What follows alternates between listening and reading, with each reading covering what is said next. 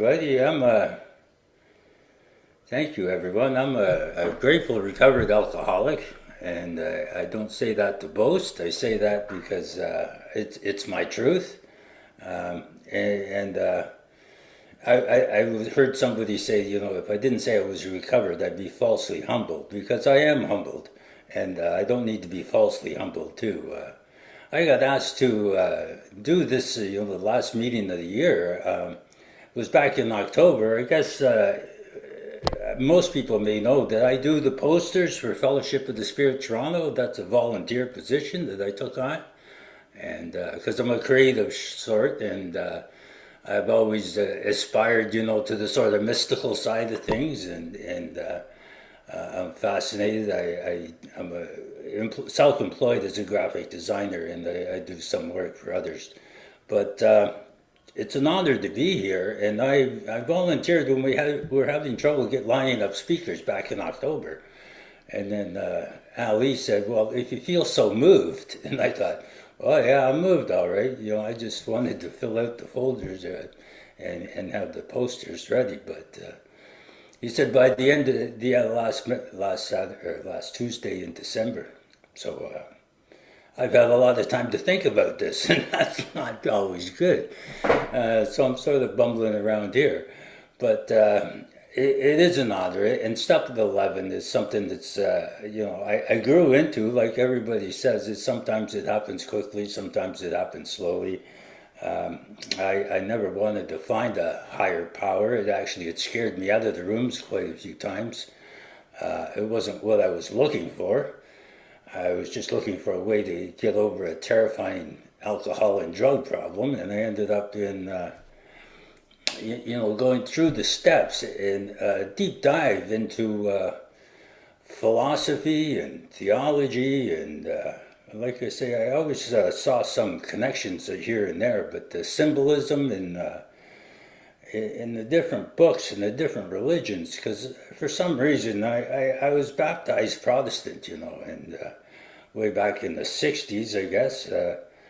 I'm from Toronto. I grew up in a blue-collar household, 4 men, and my mom. I come by my drinking honestly, because I had a Scottish dad and an Irish mom, and part of me wanted to drink, and the other half didn't want to pay for it, and that was a joke I picked up in the rooms. This had been hanging around for quite some time. I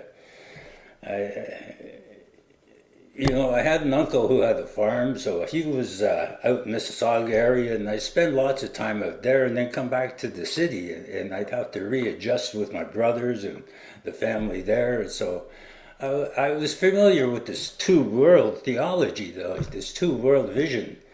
And, I started reading about that stuff. I had lots of time to read, and I enjoyed reading, and I enjoyed drawing, and I like nature, and I was right there with all the hippies and stuff, so I was influenced, by what was going on around me, the peace and love movement and everything, although I was sort of a half redneck, half rock and roller and traditional guy. I didn't fit in with the wild and crazy hippies, and although I was fascinated by the music, and I really did like country music, but again, I was too afraid to tell people that, because I wanted to fit in wherever I went, so I would be whatever you wanted me to be, and I became good at that, and I sort of shoved myself down inside of me, and just, whenever, which way the wind blew.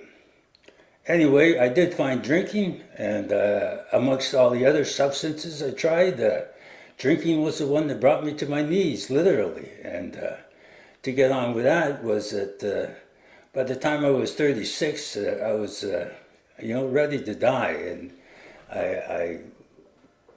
I was told to go find help, or I was going to lose another job. I'd already crashed cars. My dad was dead. People were starting to get very sick around me, because life goes on, and we always worked hard, played hard, and drank harder, and the thing was that I'd come to the end, and I needed a change, and I had gone through relationships, and like I say, I was losing another job, so I walked into the AA rooms in Scarborough, and I found there a good bunch of fellows. You know, it seemed like a good organization. It seemed helpful. I got right into the literature, and I read it. I started going to closed meetings, and it just seemed like everybody was theorizing. I mean, it's a common story I hear now, you know, that the message of the big book was not being carried very effectively back then. Now, I always blamed I blamed the groups for not helping me enough, but I mean, you know, it was like I was the one who was separating myself. I ended up outside the rooms smoking cigarettes and talking with the people who were like sort of middle of the road and not coming in, not setting up meetings. I never got in the middle of it, so I probably caused my whole problem. And I think it caused my whole problem all the time. I've come to realize. So I stayed sober for 6 years, from 1994 till 2000, 2001. Almost made 7 years, but the Twin Towers gave me a good excuse to go back out when the world sort of stopped, and I did that because of a lot of different reasons. I had to relocate, tried the geographical cure, came to Newmarket to find a new way of living, and because I was on the run, I had to sell the family home. My mom was very sick, and I just ran away from it all, you know, and I came up here, and I did pretty well for a while, but I was trying to control my drinking, you know, and the problem was that I didn't really understand right from the get-go the doctor's opinion, where it says quite simply that, you know, we who have suffered alcoholic torture must believe that the body of the alcoholic is quite as abnormal as his mind. You know, it's like simple that I have to buy into this and I have to make it work. It's like anything else. I really have to put out the effort and believe a few things. I must believe this, you know. And I was hearing stories like, oh, everything's just a suggestion, and yeah, it was good fun, but I was having trouble getting a clear message. And up here outside of Toronto, it was you know, kind of rural, and the AA didn't gel with me too well.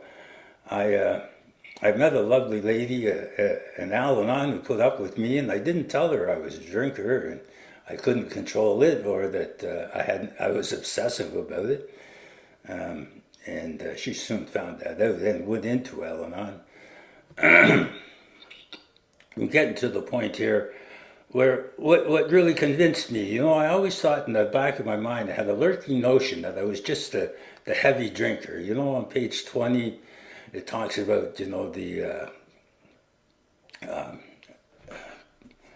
three different types of drinkers, and I wanted to class myself. I didn't want to get into being the real Dr. Jekyll and Mr. Hyde, although I did identify with that, you know. It was, the problem was that once I started, I couldn't stop, and I knew that one was too many, 100 was not enough. You know, the moderate drinkers have little trouble giving it up entirely if they have good reason. The hard drinkers, they may struggle, but if it's a sufficiently strong reason, ill health, falling in love, change of environment, and when, you know, a doctor becomes operative, they can quit. And then I just didn't want to jump. I didn't want to classify myself. It's my whole world was built around drinking, and that was my whole persona. I didn't know there was anything else because it enabled me just to be like the wind and go where I pleased and do what I wanted. You know, it was very entitled, I guess, but I was also very subjective to what was going on around me. I mean, I was opinionated, but I was just surviving. I wasn't really enjoying life. I didn't feel like, you know, all the bedevilments, I had them all. I didn't feel useful. You know, I felt like I was running from something. And it was me, you know.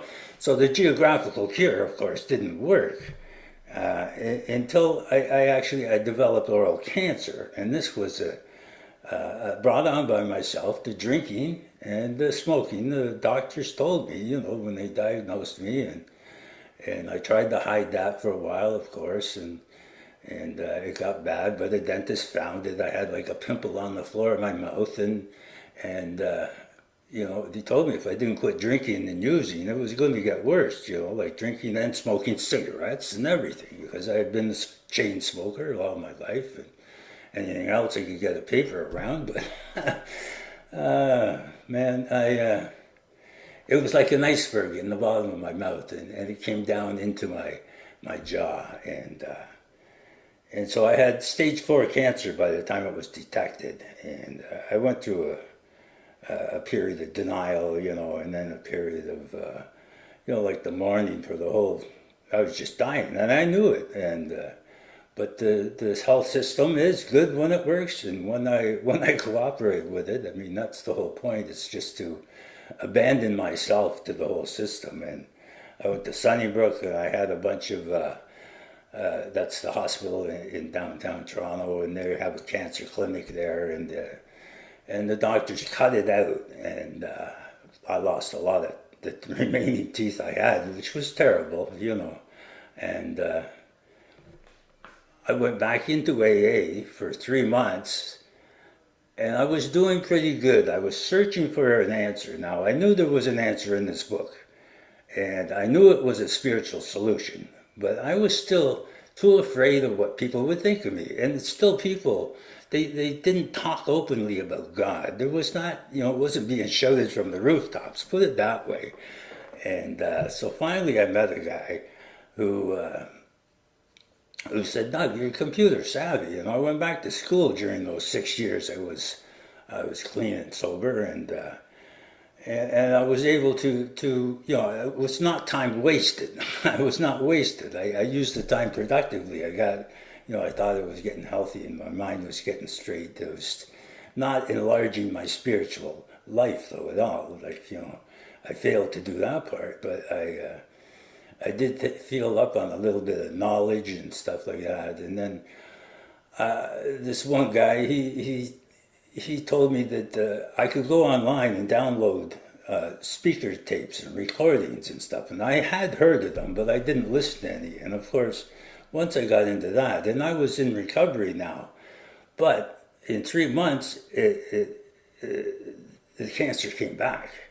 And I had to have an even more serious operation, and so I undergo some chemotherapy, some radiation treatments, the whole 9 yards, and then it still wasn't healing, because I was still, I went back out. I was using morphine, I was using all this other stuff. It was prescribed, but then I added in, some vodka and stuff too.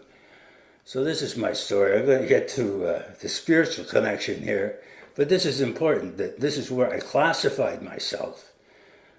Because once I finally got over all of that stuff, and the bariatric treatments, the oxygen treatments that made my mouth heal up again, because it was, it wasn't healing, I cleaned myself up for that.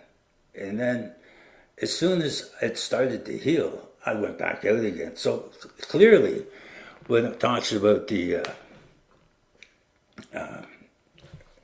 guy who is the real Dr. Jekyll and Mr. Hyde, I had to just say, I had to admit, I had to surrender and say, yeah, I can't stop this. I have a mental blank spot, and it's not just a blank spot; it's like a full-blown wall against any spiritual answer, and so I got into this. I started downloading, and I listened to Mark Houston, and I listened to Joe and Charlie. I listened to all of these things, and because my head was like a football, I was afraid to go anywhere. It was all swollen up, and I felt like the Elephant Man. So I thought it was self-conscious before. Now it's pretty bad now. But I spent my time listening to all of these recordings on xaspeakers.org, I guess it is, and I just listened to the most popular ones, and it was organized, and I could, and I went through all the, just all the old timers, I really liked Chuck C, you know, and it's his new pair of glasses. I bought some books. I got involved. I walked into a meeting up here that was suffering a poor attendance. It was on Saturday night. That's probably why. And I got a sponsor, and it was tough to get a sponsor because I never wanted to ask anybody for help. And nobody seemed to want to help me because, well, maybe because I didn't ask enough, I guess. But, you know, it's always I look back on it now and laugh. So anyway, here we are. It's 23 after, and we're on to the third, you know. What happened to me was that I actually met some people. I put some effort into it, and I went and saw Chris Raymer and a few others in New York, and I was lucky enough to have some money because my relatives who all died left me a little bit, and I was able to spend it on myself. But I was using it not just for my own pleasure, not for drinking and using. I was using it to seek. But I had to seek with all the desperation of the drowning man, because I was like, this was going to work or not. I swear I heard the voice of God one night. I was thinking there, like, either I do this or I don't do this. Either like Ken Kesey, you know, back in the 60s, there was a thing about, you know, you're either on the bus or you're off the bus, you know, you're in or you're out, and that's it. And I had to make a final decision, you know, and so I gave it all I had. You know, it was an effort that had to be sustained, and I knew that. So I traveled around and I listened. I kept listening to everything. I got involved. I finally met up with some people that were in the treatment center in the town here, and I got into temporary sponsoring people, and I still do that today, which makes me dig in even deeper. Now, I don't have a sponsor that would teach me anything, but that made me have to dig into the literature even more. I found that this is what Chuck C seemed to claim, that everybody's my teacher. You know, some people teach me what to do, some people teach me what not to do. You know, this sort of idea. I had a hard discipline sponsor in my home group who pushed me past my comfort zone and introduced me to a lot of people. Up in Barrie in Ontario, there's Butch M there. I met him and I talked to him. I asked him to be my sponsor, and you know, he turned me on to Ali, and so we sat and had some talks, and this was, I guess, in the mid 2015, 20 or something, when COVID hit. After I'd been clean and sober for a while, I started looking deeper into what in the work, in the 10th step. I try to keep things simple to explain it to the very young new people in the treatment center.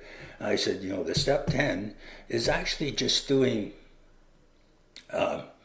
steps 4 through 9.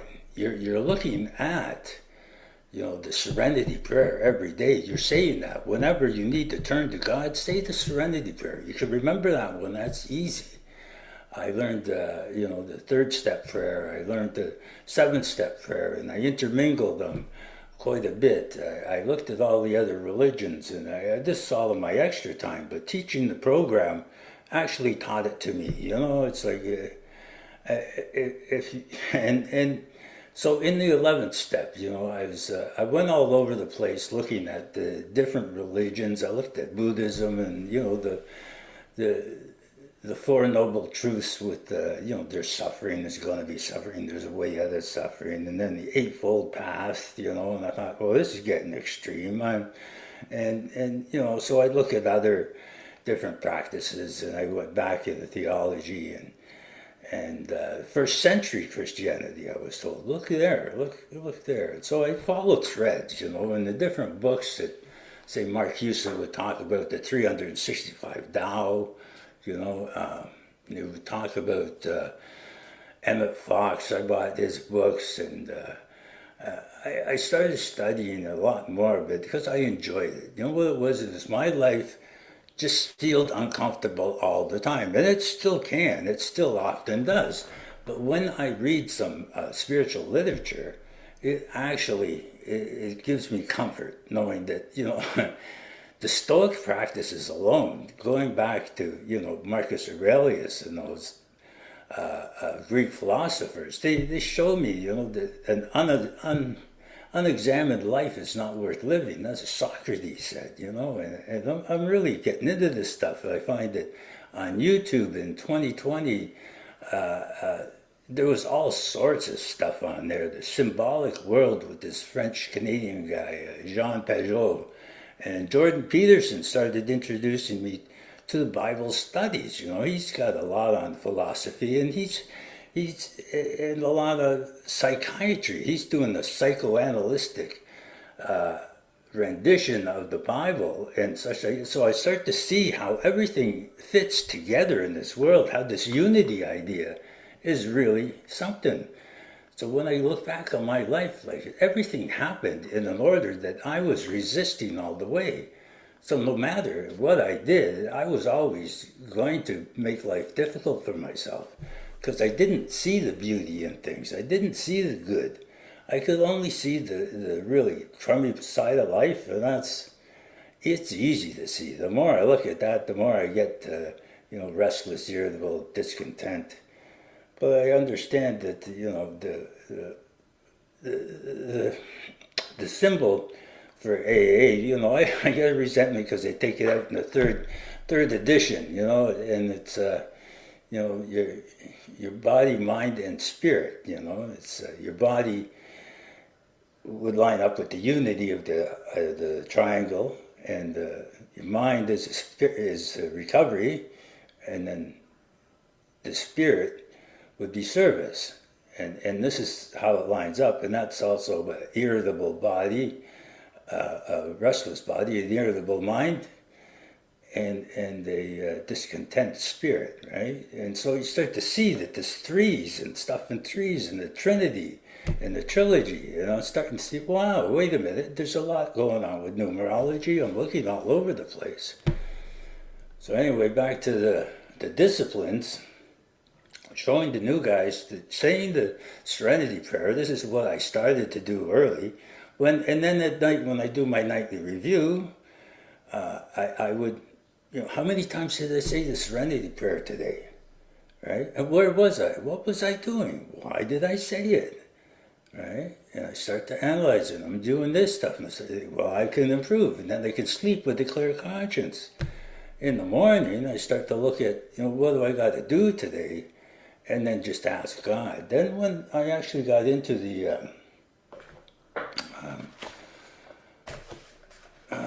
further into the book and looking at the 86, 87, the hunt for the occasional inspiration gradually becomes a working part of the mind. And I had to take the chance to play the fool and do things. I had to stand up and understand that, if I don't change, nothing's going to change. And so I start talking about God, and I start talking about how I found my way to Christianity. And I start getting, because I'm verbalizing it. So in 2022, what happens to me?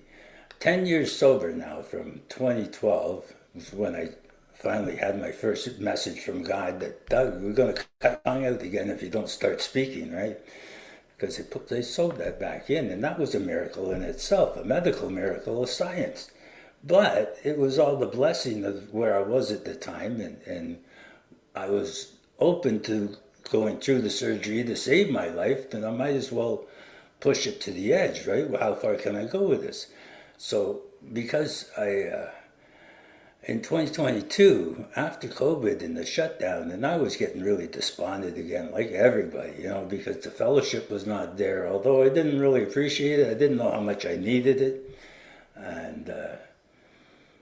And so what happens to me is I have this exercise, I'm on the treadmill, I have this synovial cyst move at the base of my spine. And it just takes away the use of my legs. Every time I stand up, I collapse. I can't stand the pain coming up my spine and the shooting mine. I had to get into the hospital. By the grace of God, I was whisked down to St. Mike's Hospital, which is, St. Michael is the archangel, right? But that's downtown Toronto. I get in there and, they do an emergency surgery and they remove the cyst and I get my legs back. I had to be very humble and go to St. John's Rehab, which is down just North Toronto. And again, the name, these places, they have little chapels in them. And I was sitting in there. They were encouraging me to do that. Then I was praying and such. It was then when I started to pray on my knees. See, I wouldn't humble myself on my knees. I just lay back and try to use the associations in my mind to move different things like a jigsaw puzzle into place when I'm designing posters and such. Or maybe this piece would fit here and this would fit here. And then I pay attention to the landscape, what's going on around me, and things would just come in and they would fit because I have this thought in my mind of what I was trying to design, and I just let it flow with whatever God was putting in front of me, and I'd be able to make use of it. Sometimes it looks stupid, but that's what it says. Sometimes you're going to make. You're not going to be inspired at all times. You might pay for that presumption to all sorts of absurd actions and ideas. And of course I do, but I'm willing to do that because I know I'm trying to tap into this divine power. And I'm nowhere near God. That was the first thing I had to learn, that it doesn't matter who I think God is. I just have to understand it's not me. I'm not God. That's what it says on page 62. That's the whole thing. My problem is I think I'm playing God all the time. I got to stop doing that. What I got to do is try to link up with the divine power that's always there. And it's much bigger and greater. Because I start looking at, the prose and such that we read, nobody pays much attention to, but I'm printing out copies for different groups now and passing them around. Because I have this, this ability to do desktop publishing. We used to call it back in the 70s and 80s, but I can do this still. And I work with Photoshop and Illustrator, and I start to see how this AI thing is working now too. So it's even expanding further. It's what I make of it, it always is. It talks about reading different books, of course. I've already mentioned a few. Now I'm into Oswald Chambers. It's the latest one I've been reading around the year with Emmett Fox for a few years, and then it gets really repetitive. So I took it up a notch. And Oswald Chambers is a clergy who was, back in the 1920s. It was big everywhere. There was that's when the Oxford groups were happening, and he was developing his own following. Excuse me. And anyway, it's another daily reader, and it takes apart a part of a few scriptures from the Bible, and then explains it in his words and puts the emphasis where he feels it should be. And then I will interpret that against Emmett Fox. I find that these books, even the Daily Reader, the 24-hour-a-day book from Hazelton, I've been using that one. My hard-nosed sponsor has an old copy. He gave it to me, and I got it on my phone now. It's good just to get right back in conscious contact, because like Chuck C. said, was that, we have one problem that contains all our problems. And that's conscious separation from God. So there's one solution, and that's constant contact with your higher power, with something that's not you. It's to get over self, like even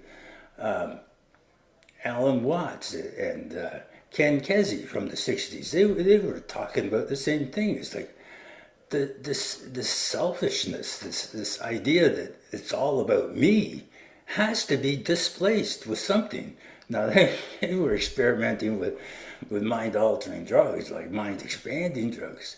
But you don't need the drugs, I find. I find I can just actually go to a space where I feel comfortable, where I feel at rest. My mind slows down, and I start to patch together my history, and it lays out like it's the way it's supposed to be. I don't understand it a lot of times, but I start to understand music that I've been listening to all my life. I see new things in that. You know, they say it's like a sacred book, this big book of Alcoholics Anonymous. Well, so is so is the 12 and 12. But the big book really did change the way I look at everything. And I'll take a little passage. I'll try to mark it up so that thank you. 5 minutes, okay? So January is the first step, right? Step one. And most of the readings will be involved around being powerlessness and the surrender to a higher power. And then February comes. And that's where we start to, let go of our old ideas. We start to see that maybe there's a solution. I just have to be willing to try it. I really have to take a look from a different perspective at my life. And then, of course, March would be the third step, right? And most of the writings in the Bible that will match up to that. These ones that they're quoting in these books, Emmett Fox, and even this 365 Tao, and it's a Daily Stoic I read by Ryan Holiday, and they're talking all these things, all these quotes from the old philosophers, and I'll try to relate them all. Like, where's the through line? Where do they all relate? Where do they overlap? And it seems like they're going in the steps with the book. So naturally, this big book that Bill comes up with, and everybody else who contributed to it, the first 100. These guys were scholars, and I start putting together numbers like the first 100 in the first, forward to the first edition that talks about we are 100 men and women and who have recovered from a seemingly hopeless state of mind and body. And so I have to appreciate that and understand that the first 100 years of Christianity, there's 100 in there, there's a century. This is when things are happening. So in the beginning, the first 3 steps, that's just like getting the grease going. And then the 4th step is it turns into psychiatry because I'm powerless. I need something. But the problem centers in my mind. So I go see a psychiatrist. I see Carl Jung is like talking about individuation, and his whole Red Book is a spiritual trip. I mean, it's like, wow, this stuff. And it's all online. I mean, there's connections. I saw all of that stuff while I was, exercising and watching YouTube on TV, and I'm getting really quickening. It's like a quickening to be rebirthed, and I start to see how, the 3, again with the 3, the resentments is in my mind, the fear is my spirit. It's a broken spirit. It's not just I'm broken, my arm's broken, it's a spirit, so that everything just is crap. I just see everything wrong. My spirit's broken. And then my conduct, well, that's my bodily conduct. Of course, sex conduct would be that, these are the people we're really close to, and they hurt us more than anybody else, and we can hurt them deeper than anybody else too. So it's like that intimacy. Then I see 5 when I start to get into communion with somebody and open up, and the honesty and try to integrate, integrity, to try and integrate into something. And then 6 and 7, I do some books. Dropped the rock. I was doing book study after book study in the treatment center with these new guys, and it's just fascinating. It's helping me way more than it's helping them, but they do get turned on by it because they're seeking, they're desperate too. And then, of course, 8 and 9, I'm trying to clean up my act, and I really do have to humble myself in 7 and to even approach 8, where the willingness has to come back, and 9, to make retribution to things again, and then we're into 10. So now I'm trying to integrate myself into this world in a way that I'm useful. And, one of the best quotes that I often use is on page 132, but I also find on 130, let's go quickly here, on 130, those of us who have spent much time in the world of spiritual make-believe have eventually seen the childishness of it. I see my own childishness, and I can spot it now. It's not the childlike, which is a little better, is because the childlike, I'm open to ideas. Childish is contemptuous. The dream world has been replaced by a great sense of purpose, accompanied by a growing consciousness of the power of God in our lives. We've come to believe He would like us to keep our heads in the clouds with Him, but our feet ought to be firmly planted on the earth. That is where our fellow travelers are, and that's where our work must be done. And this is the family afterwards, but my family is really in AA. I mean, I've been blessed with another family here. We had a beautiful Christmas. It's every year I get to take a picture, a selfie of me at the head of the table, but, it's a private picture. I don't put it up anywhere, but it's something that's fantastic. It's blessings beyond my wildest dreams. So on 132, of course, that's what I'm grateful for. And then also on page 132, where we're not a glum lot, we try to have fun in sobriety. We absolutely insist on enjoying life. So we think cheerfulness and laughter make for usefulness. Well, that's in my 7-step prayer. It says, God, remove from me every single defect of character which stands in the way of my usefulness to you and my fellows. Sponsor says, oh, yeah, what's this useful? How am I going to be useful? He says, turn here. He says, outsiders are sometimes shocked when we burst into merriment over a seemingly tragic experience of the past, but why shouldn't we laugh? We have recovered, with a D, and have been given the power to help others. What more could I ask for? Thank you all for listening to me, and Happy New Year. In. Okay. Yeah, well, I'm just down the 401 from you, Doug, in Ottawa.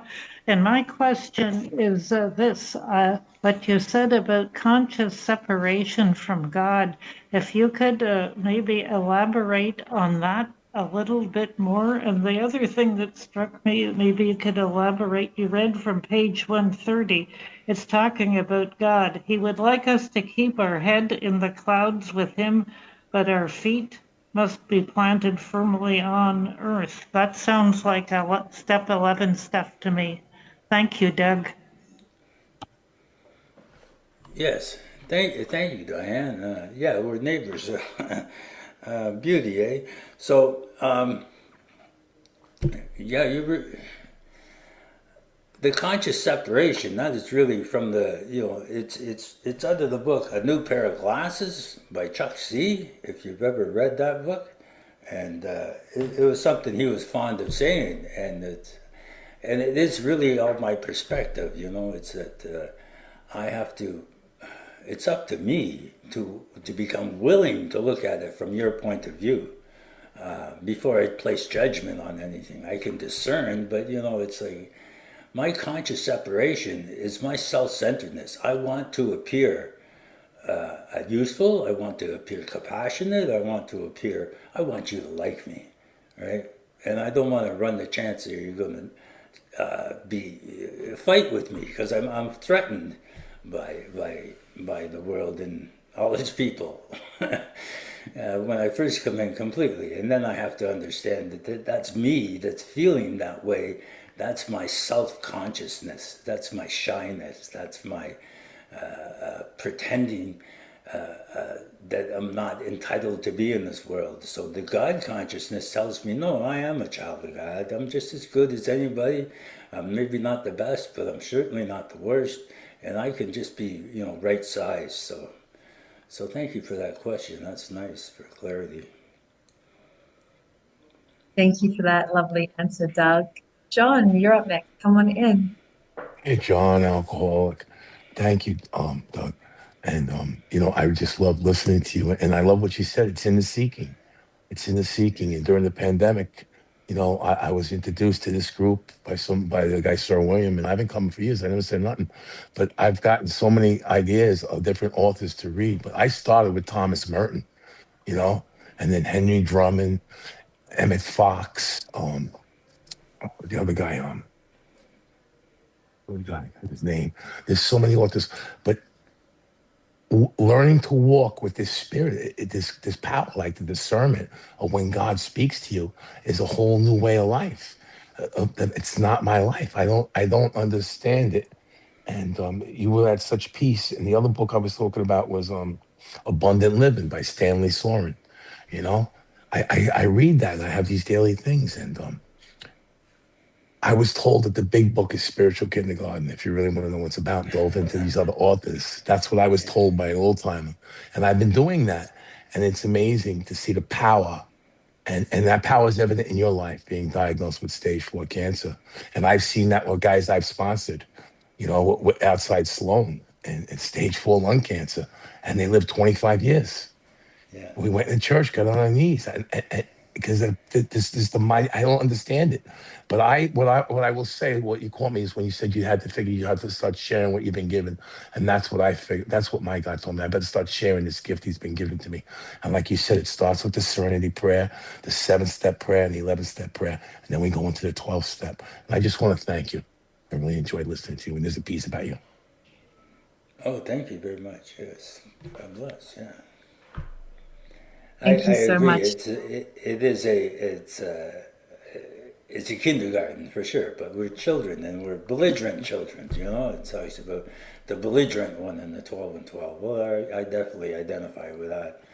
But so I should have like 29 years sobriety if I had stayed in since the 1990s. But as it is, I'm only 14, so I'm like a teenager. I think your age aligns with your sobriety date. So at 1 year you're really just completely hopeless and helpless. At 2, you become terrible twos, and then as the story goes, when you get into your middle teens and stuff, you become obstinate and know-it-all and such. And I just barely getting out of that stage, but the humility and gratefulness. It's really what trying to make myself useful. That that brings the comfort to know that there is a purpose for it all. Because it's easy to go the other way and think of what's it all about, right? So thank you very much, John. Yeah, I'm glad you seem to be well on your way. You're doing good too. So you found the right place here, and hope to see you in the spring when we have our in-person meeting down in Toronto. It's always a blast. Thank you. Thank you. Thanks, Doug. Thanks, John. Shalita, come on in. Hi, Doug. Thank you for your qualifications. Um, I'm really having a great time with my conscious contact with my higher power. I feel really open to him and everything. But my question is, what do you do? How do you handle physical loneliness? Because they say in AA, I'm never alone, and I believe that. But I'm trying to. I'm wondering how I can handle this physical loneliness that I'm going through. That's a good question. I mean, physical. I go to meetings every night. I mean, this is the one night of the week I'm online. It was before I was, but I mean, I'm involved in the treatment center, meeting face to face with people. I have developed friendships in the fellowship that are just amazing, and it's like it's up to me. It was hard when I first started talking to people, but the hard-nosed sponsor, he says, you're the greeter tonight. Just go up there and start greeting people, and smile. And it doesn't matter what you say. It doesn't matter whatever. Just smile and say welcome to the group. You're no longer alone, and And then, this wears on me, and I start to realize that, I am no longer alone because all these people know who I am. And then when I get afforded the chance to tell my story, it's an honor. And then I feel people know me better. So like listening to tapes of people and recordings, I get a bond. It's maybe not physical, but sometimes I've sought deeper. I've gone out and made a point to travel and meet some of these circuit speakers and just shake their hand and say thank you. And that's makes me feel like I'm part of this great fellowship and program. Thank you. Hope that helps. It's a great answer, Doug. One that is very easy to forget for me. So thank you for the reminder. I needed to hear that. Thanks for asking, Shalita. I don't see any other hands up. So if anyone has questions, we do have a few moments left, but I'm going to sneak in with a question of my own while you're all thinking of how to phrase yours. Doug, there was so much goodness in your share. Thank you. And you referenced a lot of other literature and, exploring different spirituality and religion. And you said something about trying to find the through line between all of those. And I know that this question might have a really obvious answer. It might be so broad that it's an impossible one to answer, but I'm going to ask it anyway. What is the through line that you've found between all of this? Well, there's always like certain statements will have a common principle, and I look for that. It's like they'll have a theme. They'll be talking about courage in different parts, and the through line is really a connection between the imagination that I have. It's the divine. It's trying to hook up the divine spark in me with the shining brightness that would be God. If you think of Plato's theory of the forms, it's like he comes down to where trees are trees, but when I think of a tree, it's not really just a triangle anymore, but it does resemble one. But the goodness in it, I can imagine why it's there. It's so a place for the birds to live in, shade for the other creatures. It's like it becomes more important when I assign my perspective to it. But that's what God intends it to be. I mean, in reality. So the more real I can make things in my connection to them, then it becomes like, is that true or not? But I mean, I wouldn't know that unless I read it from somebody else, and I have to be open to this new idea. And the true line is that there is as above, so below, and that's the way it goes. Is God created us all to be equal and to be purposeful and to help one another, and it really does work that way. And when I do that, then I feel like I'm walking this earth with some power. It's not like a power to change people, but to influence and to share his miracles. It helps, and I got to try and put that in layman's language, and that's why he chose me from the gutter and not a scholar, I guess, because I'm like Kevin Delaney, the guy from New York, now in Arizona, says, I'm unscarred by higher education. So I can see the simplicity in the following the rules, but knowing when to break them and how to interpret them so that they're a better benefit to God and my fellows. So that's what I try to do. I mean, and I'm not afraid to make mistakes because he's all forgiving too, right? So if I can forgive myself, then I'm able to welcome his forgiveness too. So thank you. Good question. What's the Oh my true goodness, line? I'm so glad I asked that, Doug. Thank you for a gorgeous answer. Thank you, thank you. We have one hand up and a couple of minutes left, so perfect. Alex, come on in, close us out. We'd love to hear from you. Thank you so much. And hi everyone, Alex, alcoholic. Thank you so much, Doug, for your service. Quick question. If you were tasked with moving to a new area to start a meeting solely designated to reaching the newcomer, what type of meeting would that be, and what would the format of that meeting be?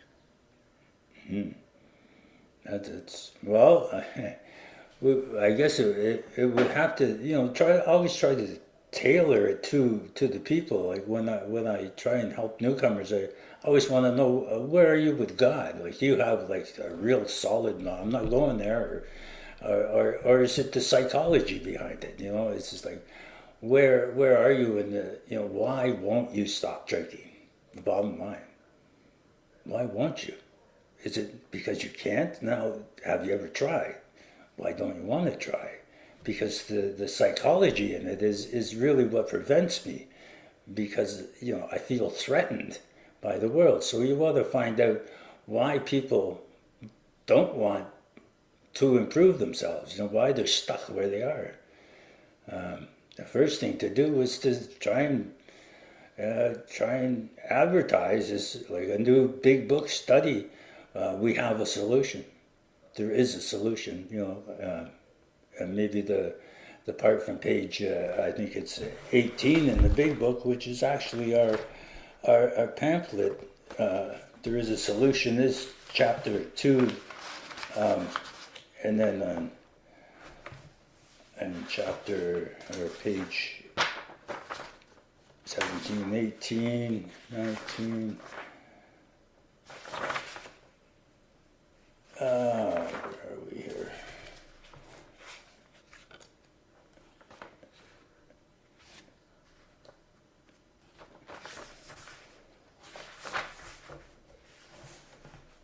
Only 23.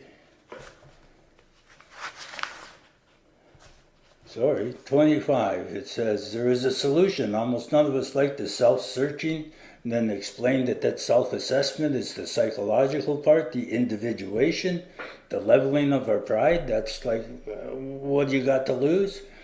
The confession of our shortcomings, which a process requires for successful consummation. And this is really like, it's something that's blocking me from God. And usually it's me. And it's self-centered fear.